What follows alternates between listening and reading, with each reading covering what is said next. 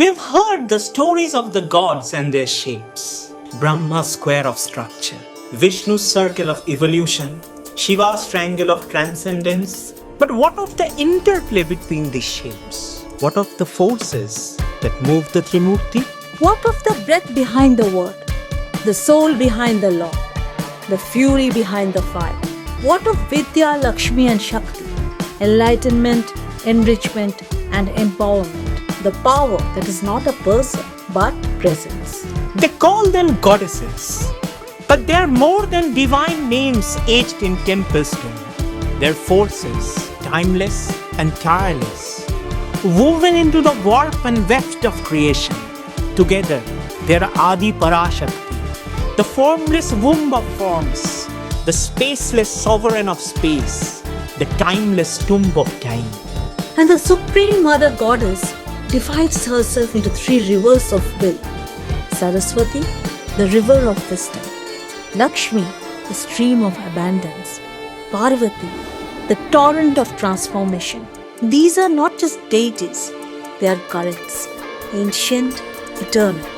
And what if these ancient forces of nature ever engage in a game? A spiritual squid game? A contest of champions? Hi, I am Shurmishta. And I am Rajdeep. Welcome to our channel Dharma and Freedom, where ancient wisdom meets the modern mind. In today's episode, we discuss Vidya, Lakshmi and Shakti's spiritual squid game. Knowledge, wealth and powers, cosmic contest of champions.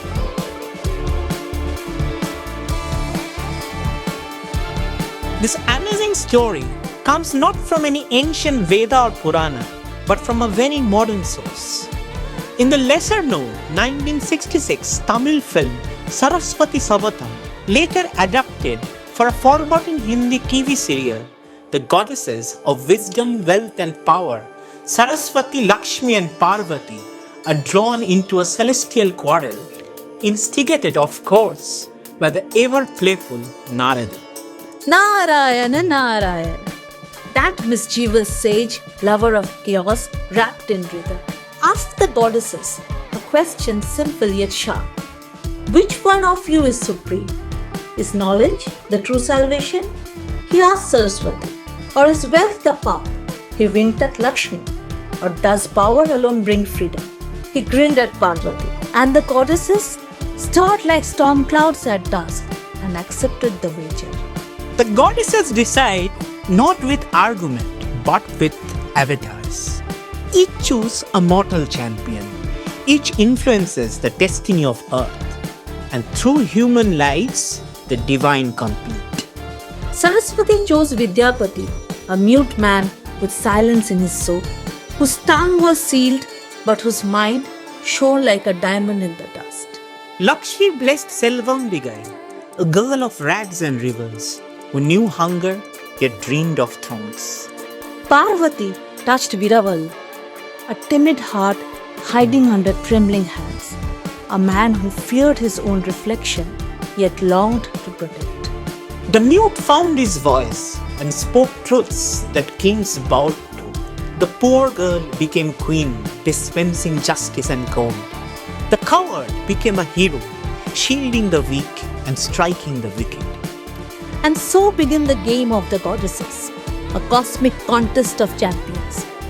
Call it a spiritual squid game, not one of bullets and masks, but of karmic riddles, of fate twisted by unseen hands. The mighty playing with the fragile, gods manipulating the fates of mortals like chess pieces on a divine board.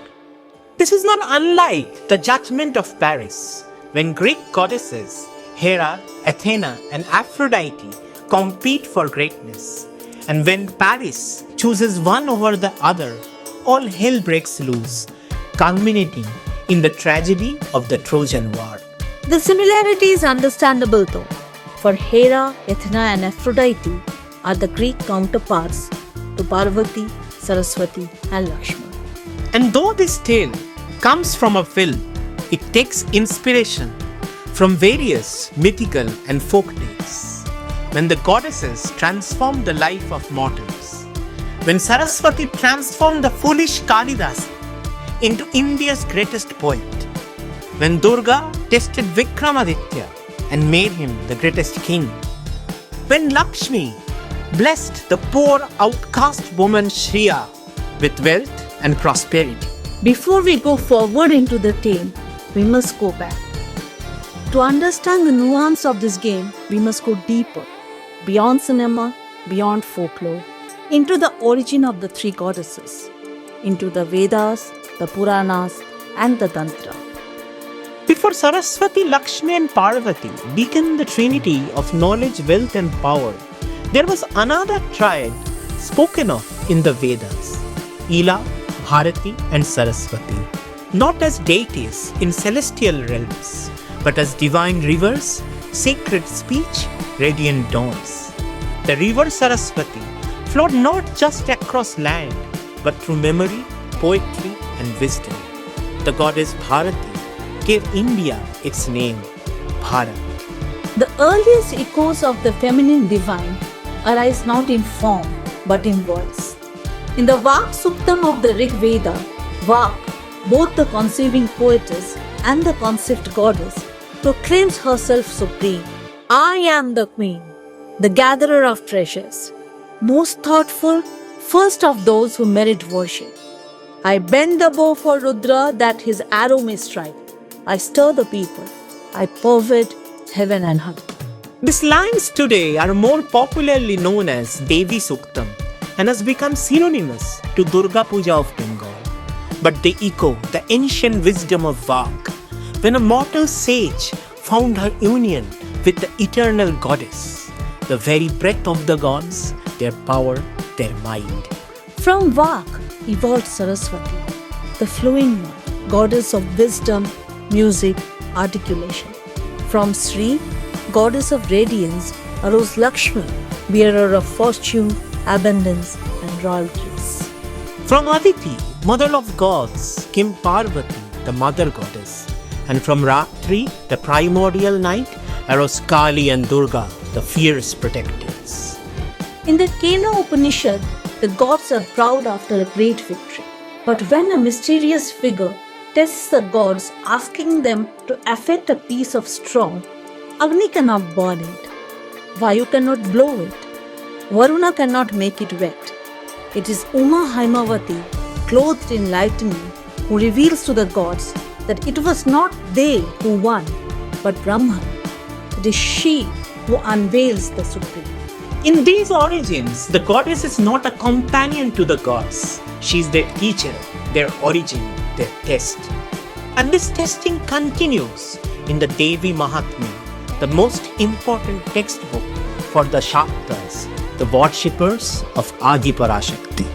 When demons, Madhu and Kaitabha, born from Vishnu's earwax, threaten cosmic order, Vishnu cannot kill them alone.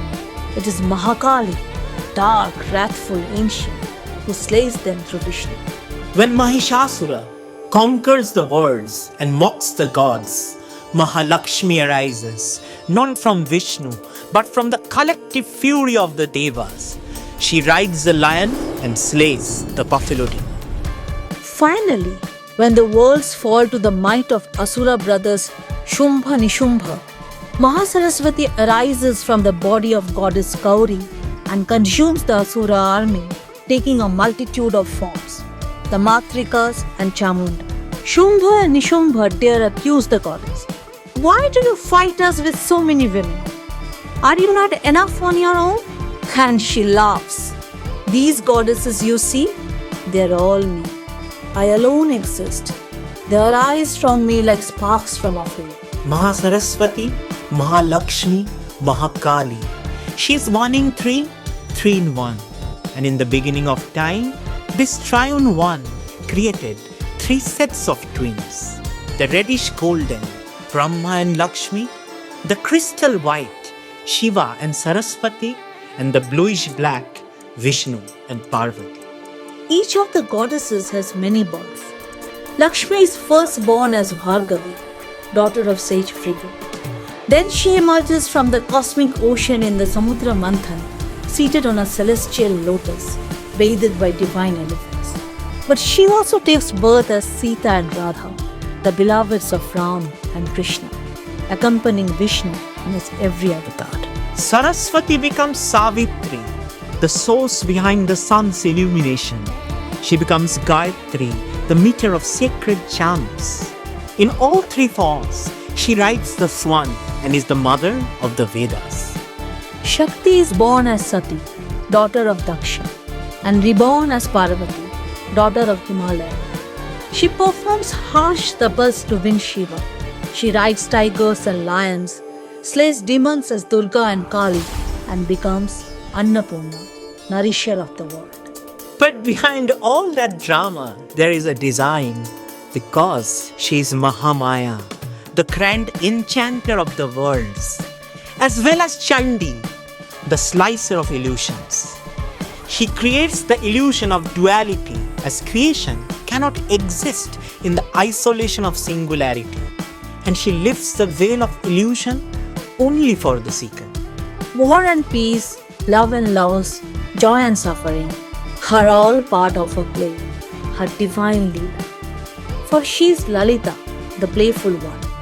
Because playing is her nature, her divine play is not for amusement, it is a cosmic drama of evolution. So when the three goddesses choose their human vessels, they're not just picking champions, they're replaying their own cosmic drama. Together, Vidyapati, Selvambigai and Viravallan overthrow corrupt ruling.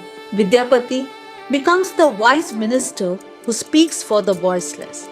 Selvambigai becomes the noble queen who understands the hunger of the poor. Viravallan becomes the valorous army general who protects the weak with his might. They build a kingdom bathed in light. The triangle of Vidya, Lakshmi and Shakti seem balanced. The head, the heart, the hand harmonized. Knowledge, wealth and power dancing in rhythm. But no triangle stays still forever. Absolute power corrupts absolutely. When the gods play games, they stir not just mortals, but the fragile balance of the cosmos itself. Vidyapati the minister grew proud, his wisdom sharpened into arrogance. Viravallan the general clung to his power, becoming jealous then possessive. Selvambigai the queen is caught between two flames, struggles to contain the rising fire, torn between might and mind. Her love triangle forms. Selvambigai is drawn to the brilliant Vidyapati, but Viravallan desires her too, desperately. But Vidyapati in arrogance mocks the queen's affection. Wounded, she imprisons him. Viravallan, rejected by the queen, tries to force himself upon her. When the queen attempts to jail him, he revolts, staging a military coup. The minister jailed, the queen dethroned, the general gone mad with power. He declares himself king and orders their execution. Anarchy reigns as order collapses. What began as a divine experiment becomes a mirror of human history. In Rome, power drowned in decadence, from Julius Caesar to Nero. In France, wealth collapsed under ignorance, leading to the French Revolution. In Bengal, intellectuality led to idiocy, and economy collapsed without industry. The Soviet Republic forged signs and swords with no grain. America mimes mines and markets but forgets the spirit. China, seeking strength, censors speech.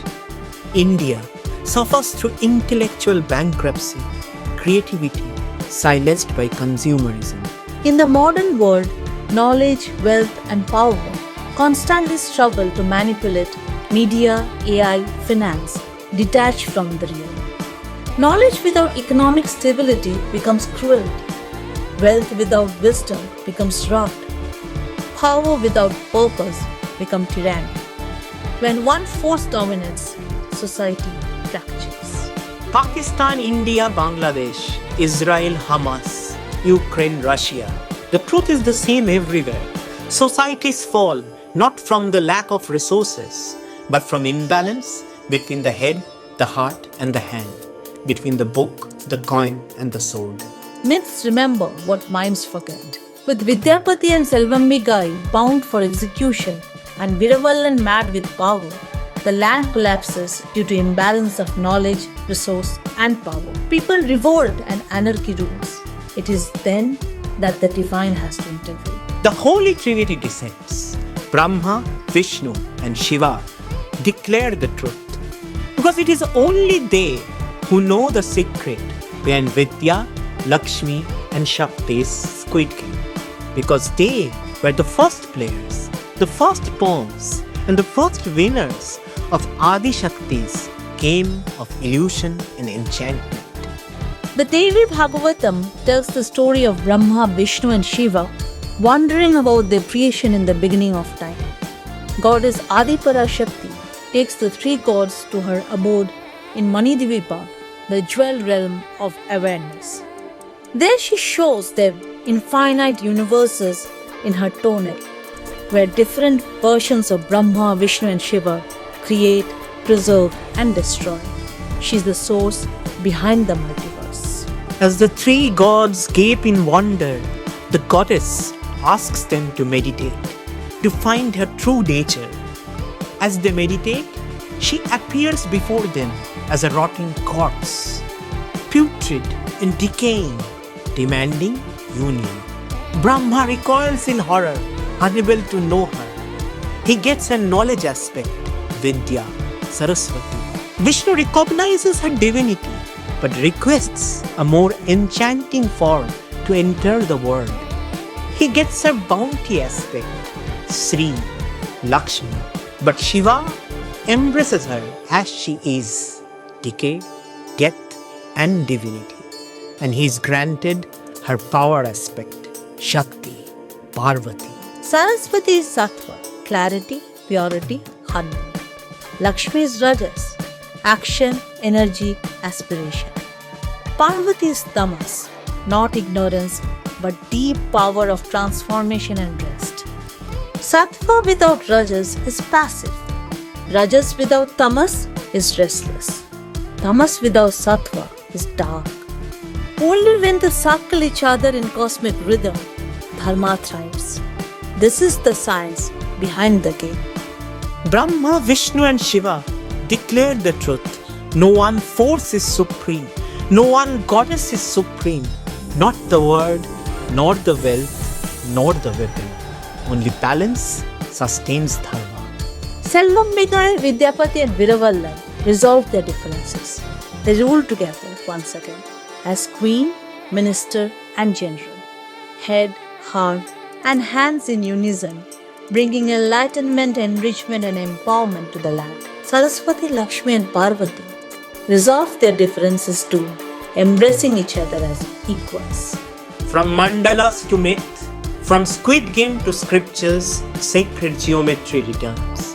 The square of structure, the triangle of transformation, the circle of cycles. Saraswati's veena, the resonance of insight, Lakshmi's lotus, the bloom of abundance, Parvati's trident, the force of transformation. Mythologies worldwide echo this triad. Maiden Mother Crone, Virgin Queen Witch, Athena Hera Aphrodite, Isis Tethys Hathor, all one. This isn't just mythology.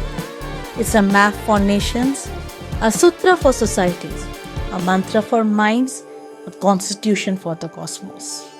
Let knowledge guide us, wealth sustain us, and power protect us. Because when these three forces war, humanity loses.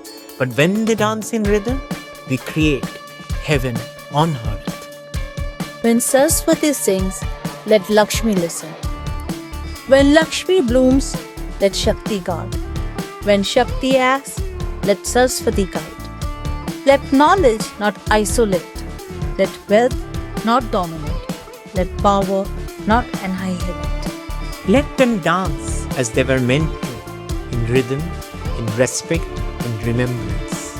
This is Vidya, Lakshmi, and Shakti's truth, not supremacy, but symmetry.